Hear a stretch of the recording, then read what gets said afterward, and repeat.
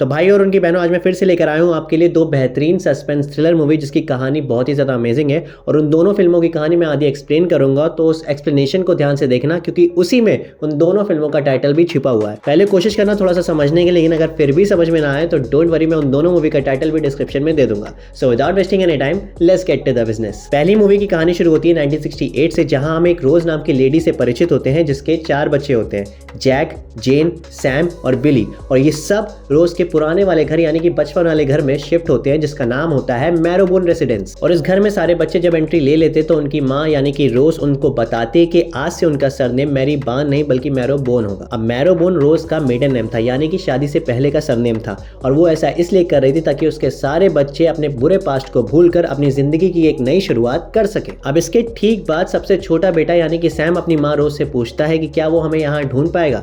तब रोज बोलती है कि यहाँ उन्हें कोई भी परेशान नहीं करेगा, तो उनके साथ जो भी पास्ट में हुआ था वो सब कुछ भूल जाए। अब ये सब चीज देख के एक बात तो क्लियर हो गई थी कि भाई इन सब के साथ कोई ना कोई पास्ट में अजीब सी घटना घटी है, और वो घटना क्या है जब आप जानोगे तो सच में आपका दिमाग घूम जाएगा। मतलब लिटरली इस फिल्म का क्लाइमैक्स एकदम अनएक्सपेक्टेड था, और इस बात की तो मैं गारंटी दे सकता हूँ कि आपको इस फिल्म की कहानी जरूर पसंद आएगी। और तो और इसमें जो जैक भैया है वो आपको टाइगर श्रॉफ की याद भी दिलाएंगे। तो भाई ये थी मूवी की आधी कहानी, और इसी आधी कहानी में मैंने मूवी का टाइटल भी बताया है, तो आप समझ गए तो अच्छी बात है, नहीं समझे तो डिस्क्रिप्शन में देख लेना। तो भाई ये मूवी इजीली आपको मिल जाएगी प्राइम वीडियो पर, तो आप वहां पर जाकर इसको देख सकते हैं। चलो आगे बढ़ते हैं और अब बात करते हैं दूसरी मूवी के बारे में। दूसरी मूवी एक हॉरर साइकोलॉजिकल मूवी है जो पिछले साल ही रिलीज हुई थी। तो इस मूवी की कहानी स्टार्ट होती है ईवा नाम की एक लड़की से जो अपने पेरेंट्स की मौत के ट्रॉमे से अभी अभी बाहर निकली है, और अपने माइंड को डाइवर्ट करने के लिए उसने अपना यूट्यूब पे एक ब्लॉगिंग चैनल खोला है जिसमें वो अपने डेली ट्रैवल के ब्लॉग्स अपलोड करती है, और स्टार्टिंग से ही उसको ऑडियंस से अच्छा खासा अटेंशन भी मिल जाता है। अब डेली ब्लॉग डालने के लिए वो जगह जगह ट्रैवल करती थी, जिसमें उसका सहारा बनती थी उसकी वैन, और वो वैन कम उसका घर ज्यादा थी, मतलब वो इस वैन में ही रहती थी, इसलिए उसने अपने चैनल का नाम भी वैन गर्ल ही रखा था। अब समय बीतता जाता है और ईवा यानी कि वैन गर्ल बहुत ही ज्यादा फेमस हो जाती है, लेकिन फिर अचानक से एक दिन उसका वीडियो आना बंद हो जाता है, जिसकी वजह से उसके फैंस बहुत ही ज्यादा घबरा जाते हैं।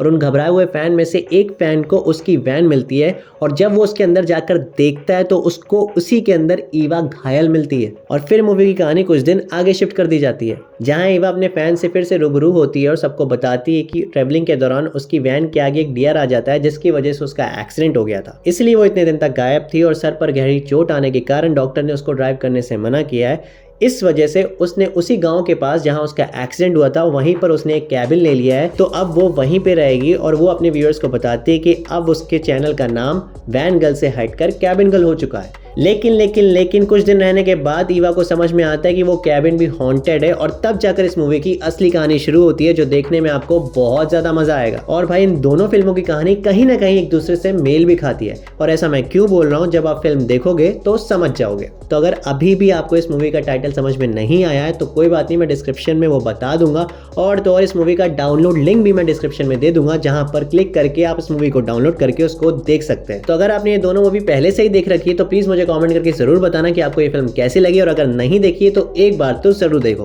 बाकी मिलते हैं नेक्स्ट वीडियो में, till then bye bye and take care.